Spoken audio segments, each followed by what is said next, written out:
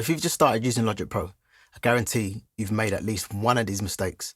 But don't worry, we're going to fix that so that you can get around Logic Pro a lot faster and start making music like a pro. So the first mistake is not setting up your project properly. This could be the sample rate that you've chose, not naming your regions, not color coding your regions, and most importantly, the wrong buffer setting. So how do you set up your sample rate? To set up your sample rate, go to File, Project Settings, and Assets. Click on Audio, choose your sample rate.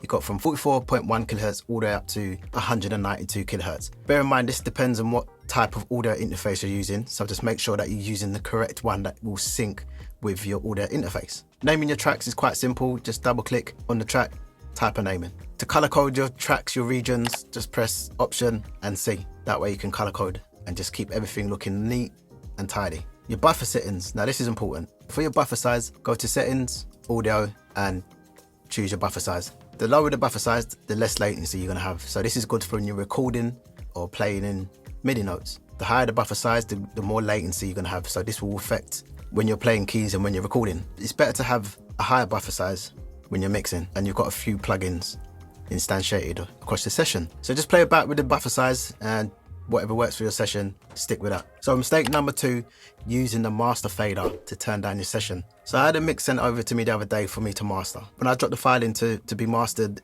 the audio file was clipping really loud. So there was no room for me to master it. So when I asked the client to send me their session, I noticed that the master fader was turned all the way down. By doing this, it's just going to affect how your tracks bounce down. So avoid this at all costs. What I like to do is just get rid of it altogether, so I'm not tempted to use it, even though I don't anyway. So if you feel like you're tempted to use the master fader to turn it down, just make sure your faders throughout your session are level. So that way it's not too loud, so you don't have to reach for the master fader. Mistake 3, ignoring gain staging. So what happens when you do this? Tracks clip or you're not hitting the plugins properly. How to avoid it? Keep your signal around -80, -6 dB, wherever the sweet spot is for you, and do this before it reaches the plugin. I like to turn on pre-fader metering, that way I can see the exact signal that's going into that channel. You can use Logic Pro's gain plugin, or what I like to use is the Sonymous consoles right across all my channels, and just use that to gain stage each track. So mistake number 4 is overloading tracks with plugins. Guilty. I do this.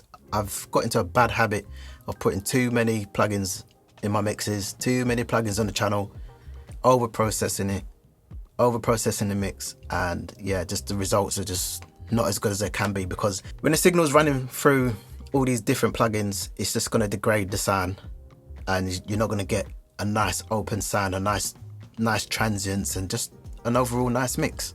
So avoid overloading your plugins. Don't do what I do. It's important just to focus on the sound, focus on the source, get that right, and then just use plugins sparingly. A tip for you: save your channel presets. If you find a nice chain that you've made and it hasn't got too many plugins on there, save it. So the 5th mistake is not using sends and buses. So what happens there is you start to overload your session with reverbs and delays and other effects.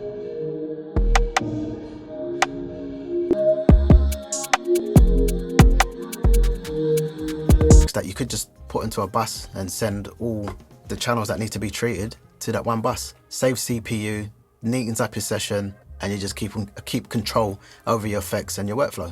So the other mistake I want to talk about is not learning key commands. So what happens when you don't learn key commands?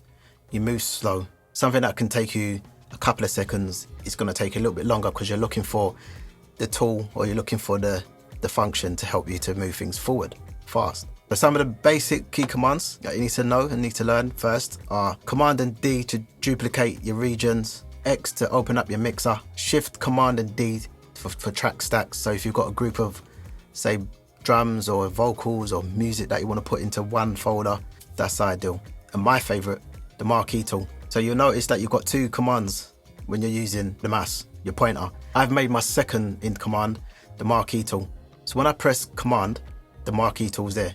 This allows me to move quick around Logic Pro. If I want to cut something, I can. If I want to make a selection, I can. Nice and quick, no messing around. faffing around trying to find the tool in the toolbar or using shortcuts. But there's nothing wrong with you knowing the shortcuts. If you like to do it that way, then do it that way. Some of my favorites are T and I for the scissor tool, especially when I'm tuning vocals and I need that cut tool quickly because the marquee tool doesn't work on that. And then T and T to go back to the pointer tool. And yeah, just to familiarize yourself with these shortcuts will seriously speed up your workflow. So if you're trying to level up your mixes or you want to get faster on Logic Pro, I've got some ways that we can work together. Links in the description if you want to check that out. So I've just touched briefly on some shortcuts that you should know. So in the next video, I'll dive a little bit deeper into some other shortcuts that will seriously ramp up your workflow. Appreciate you for watching, and I'll see you over there.